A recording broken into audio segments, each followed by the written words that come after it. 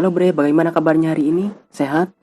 Kembali lagi bersama saya, Liliput si manusia imut stok terakhir. Kali ini saya akan mereview film yang berjudul Mulan. Oke, langsung saja ke sinopsis ceritanya ya, karena film ini lumayan panjang alurnya.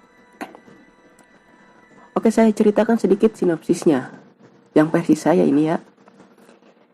Singkatnya, film yang dirilis Disney dan disutradarai oleh Nicky Caro ini menceritakan tentang seorang anak gadis bernama Mulan yang berasal dari desa terpencil. Mulan ini anak gadis dari mantan prajurit perang yang bernama Wazun. Sejak kecil, Mulan sudah menunjukkan atau aura kekuatan yang besar dan terus berkembang seiring bertambahnya usia. Ini sudah dia bawa sejak lahir. Oke, jadi ini bisa disebut sebagai kekuatan spiritual yang ada dalam jiwa seseorang gitu. Oke, lanjut. Tapi Mulan harus menyadari kalau yang dia miliki itu tidak baik untuk masa depannya, karena seperti itu hanya untuk anak laki-laki saja. Dan jika seorang wanita yang memiliki dipercaya akan membawa aib bagi dirinya sendiri, keluarga, serta lingkungannya. Mulan harus bisa menutup aura nya demi menambah baik keluarga serta lingkungannya. Dan sungguh, dari sekian banyak film Chinese yang saya tonton, inilah film terbaik menurut saya. Karena dalam film ini banyak pesan hidup yang dapat kita ambil. Film ini punya rating 5,5 di IMDb. Dan langsung saja, inilah kamu.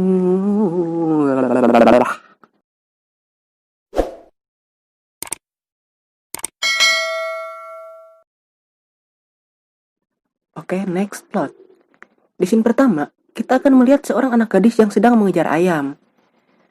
Dengan yang dia miliki, gadis ini sangat cekatan dalam setiap langkahnya. Bahkan saat dia terpeleset dari atap rumah, dengan santunya terjun bagaikan kapas yang tertiup angin. Malah saya kampret yang kaget. Jadah. Listen very carefully.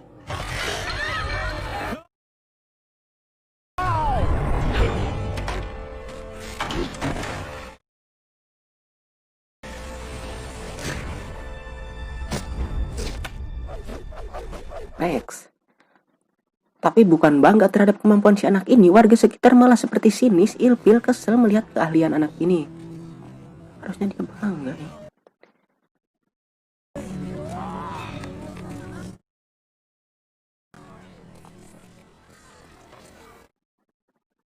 Siang pun berganti malam, di mana anak ini menjadi kekhawatiran orang tuanya dengan bakat yang dia miliki. Orang tuanya takut kalau dia akan membawa aib untuk keluarga dan lingkungannya. Mereka takut jika anaknya disangka penyihir. Apa penyihir cantik, pinter. To marry a girl who flits around rooftops chasing chickens.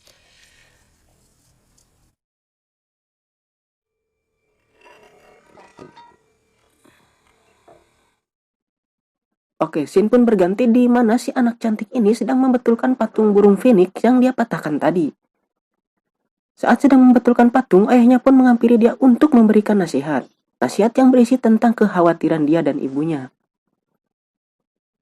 Sang ayah bersabda jika anaknya harus menutup dan membungkam aura yang dia miliki. Dia harus sadar kalau yang dia miliki tidak pantas untuk dirinya sebab itu hanya untuk pejuang lelaki saja.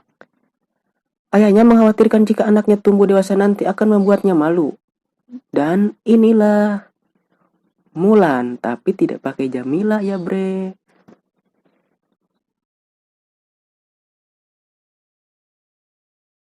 Next plot. Seekor onta yang berjalan di padang pasir dihampiri sosok wanita berpakaian seperti penyihir. Wanita ini adalah Xianyang yang diperankan oleh Gong Li. Xianyang adalah penyihir yang keberadaannya tidak diakui dan tidak dianggap, bahkan dikucilkan. Kisah Xianyang ini hampir sama dengan Mulan, di mana Xianyang ini diasingkan karena memiliki yang dianggap tidak cocok untuk seorang wanita. Karena diasingkan, Xianyang merubah dirinya menjadi sosok penyihir jahat dan mencoba melawan kekaisaran. Xianyang merasuki si lelaki ini. Dia adalah onta dari Arab, maksud saya pedagang dari Arab yang menuju pasar di pusat kota kerajaan. Scene pun berlanjut ke benteng Takeshi, di mana terlihat segerombolan kuda yang ditumpangi oleh Borikan beserta pasukannya. Borikan yang diperankan oleh Jason Scott Lee ini adalah penjahat yang akan merebut kekuasaan Kaisar Cina sekarang. Di samping itu, Borikan juga ingin membalas dendam atas kematian ayah sematawayangnya. Terjadilah baku hantam antara pasukan Borikan dan prajurit kerajaan, di mana serangan ini menjadi awal pertempuran.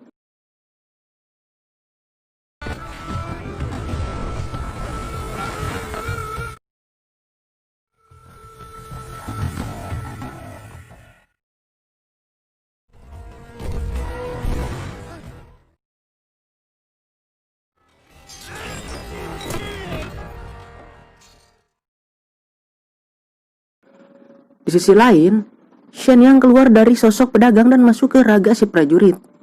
Xian Yang merasuki pikiran targetnya dengan cara tatap mata saya. Capek.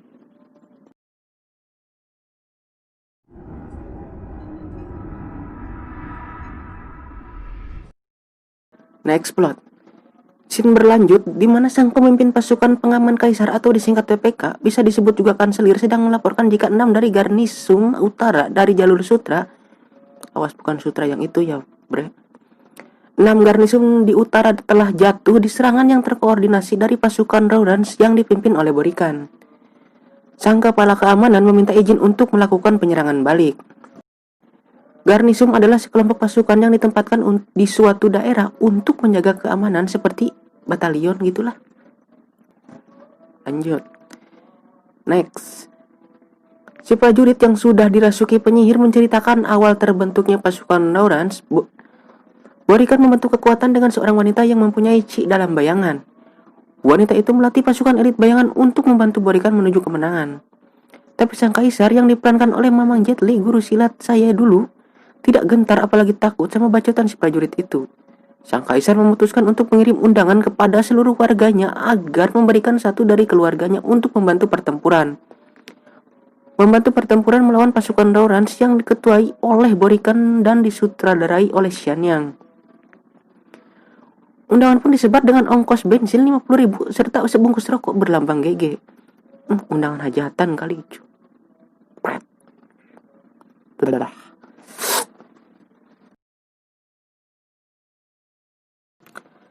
Next plot.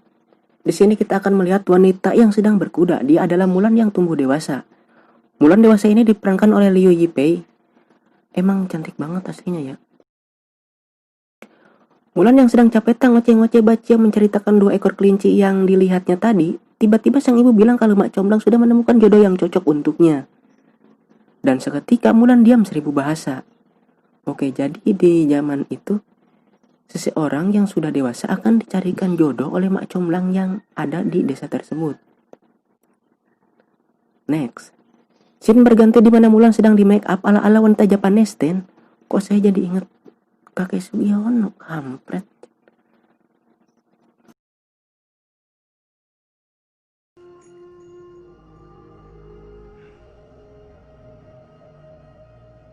Next ya. Saat sedang pertemuan untuk melihat keanggunan dan kesopanan Mulan sebagai wanita yang mempunyai sifat lemah lembut serta penuh kasih sayang tanpa batas waktu.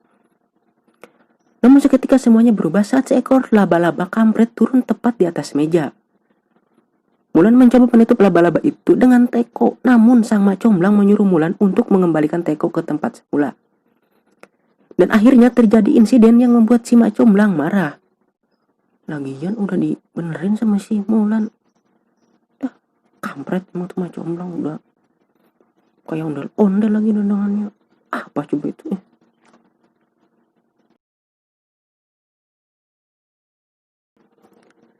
Oke, next plot. Tibalah undangan dari kaisar kepada semua keluarga di sana. Satu persatu keluarga pun dipanggil untuk menerima undangan. Karena keluarga Hua Zhao hanya ada satu lelaki, akhirnya Zhao sendiri yang mengambilnya. Terjadi insiden di mana Zhao jatuh karena memang untuk jalan pun Zhao sulit. Apalagi untuk berperang. Tapi demi menjaga keluarganya, Zhao pun memberanikan diri. Bapak bertanggung jawab banget. Salut saya.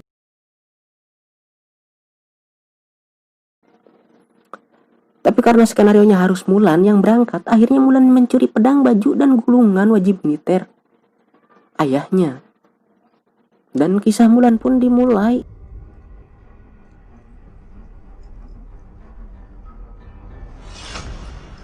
Ingatlah, jujur, berani, dan benar. Oke, next.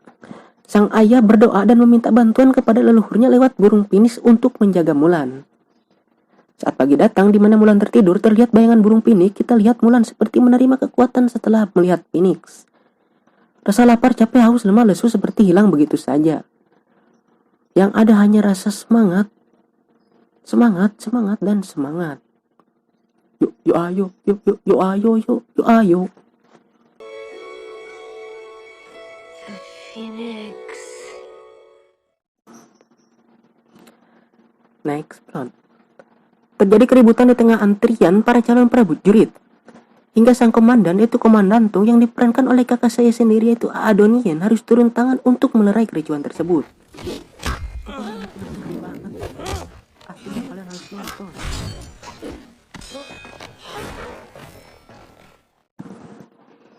Oke, di sini dijelaskan peraturan wajib yang harus ditaati oleh setiap calon prajurit. Dan memang wanita sangat tidak diperbolehkan ada di dalam lingkungan prajurit ini. Komtung, singkatan dari Komandan Tung, memimpin pelatihan Wojun beserta calon prajurit yang lain. Yuk, yuk, ayo, yuk, yuk, ayo, yuk, yuk, semangat, ayo, ayo, ayo, ayo.